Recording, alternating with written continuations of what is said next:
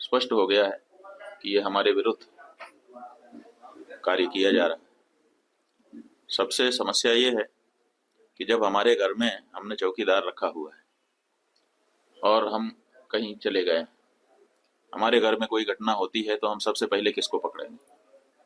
सबसे पहले तो चौकीदार को पकड़ेंगे ना, कि तुम कहाँ थे, क्यों ये घटना हो गई तुम्हारे रहते हुए, किस लिए तुमको रखा था।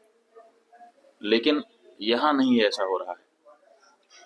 यहाँ जो है कहते तो हैं कि हम चौकीदार हैं, लेकिन चौकीदारी अगर की गई होती, आज चौकीदार अगर अपने काम में पक्का होता है तो उसके ऊपर आक्रमण करके उसको कोई मार दे, लेकिन फिर कहा जाता है कि इस चौकीदार ने अपना निभाया।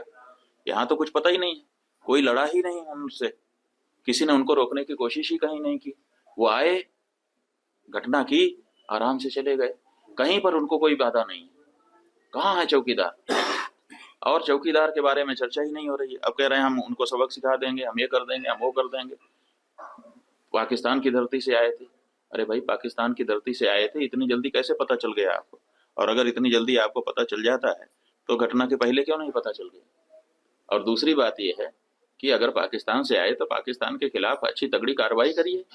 आप कह रहे हैं कि हम सिंधु नदी का जल रोक देंगे। आपके पास जल को रोकने या उसको डाइवर्ट करके अपने ही यहाँ अपने ही देश में रख लेने का कोई उपाय ही नहीं है। हमने विशेषज्ञों से पूछा कि अगर हम सिंधु नदी का जल पाकिस्तान में जाने से रोकना चाहते हैं तो हमारे पास क्या व्यवस्था है। उन्होंने कहा हमारे पास कोई व्यवस्था नहीं है। अगर हम आज से शुरू करें कि ऐसी व्यवस्था हम बना ले तो पैसा कितना लगेगा वो तो अभी पूछिए ही मत। अगर पैसा पर्याप्त दे दिया जाए, पैसे के कारण एक दिन भी काम ना रुके, तब भी 20 साल लगेगा, तब हम सिंधु नदी का जल रोक पाएंगे। तो ऐसी परिस्थिति में हम ये कह दे रहे हैं कि हम सिंधु नदी का जल रोक लेंगे। और टेलीविजन के एंकर हमने सुना, वो कह रहे थे बूंद बूंद के लिए तरसेगा पाकिस्तान, एक गिलास शुद्ध पानी नहीं मिल पाएगा, खेती नष्ट हो जाएगी, बिजली नष्ट हो जाएगी, ये हो जाएगा, वो हो जाएगा।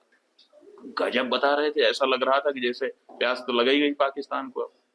और इधर विशेषज्ञ बता रहे हैं कि हमारे पास पानी को रोक लेने का कोई उपाय ही नहीं। तो ये जो बातें हैं ये समझ से बाहर हैं। हमारा ये कहना है कि घटना बहुत बड़ी हुई है, इससे बहुत सारी शिक्षा समझ लेने की आवश्यकता है, सबक लेने की आवश्यकता है। और सबसे पहले जिन लोगों से ये चूक हुई है उनको चिन्हित करने की आवश्यकता है और उनको दंडित करने की आवश्यकता है। उसके बाद अगर कोई बाहरी है तो उसके ऊपर भी प्रहार करना चाहिए।